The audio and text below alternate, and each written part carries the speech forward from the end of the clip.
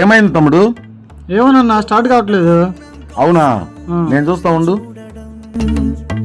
జానడంత ఊపిరి కోసం చేయి చాచడం, కడుపు కాలి కాలి ఇక్కడ బూడి తాగుతున్నా, మనిషి అన్నవాడికి మనసే థమ్సప్ ఒకటి తీసుకురాపో తమ్ముడు. సరే అన్న. వాడి కొంచెం దిస్తే లేని వాడే ఉండడే, కళ్ళు తెరిచి చూడు దేవుడా అందరూ నీ పిల్లలే.